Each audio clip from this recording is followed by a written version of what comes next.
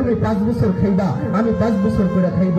জনগণের কি হইল, ধর্মের কি হইল, যুগের কি হইল, মানুষের কি হইল, কোনো কিছু দেখা লাগবে না।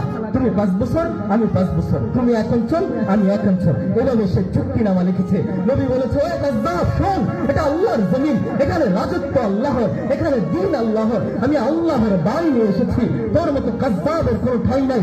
এখানে চলবে আল্লাহ তাআলার কথা, দ্বীনে ইসলাম কোনো ভগ্নাংশ আকারে ভাগ হয় না, ইসলাম কোনো ভাগ হওয়া ধর্ম নয়, এখানে যা চলবে আল্লাহর কথা চলবে। আমি আল্লাহর আখিরি নবী, তোকে আমি নবী হিসেবে তো মানি না, তুই একটা কাযযাব, তুই মিথ্যাবাদী। ওই কাযযাব কি করেছে, যে তার দল ভারী করা শুরু করেছে।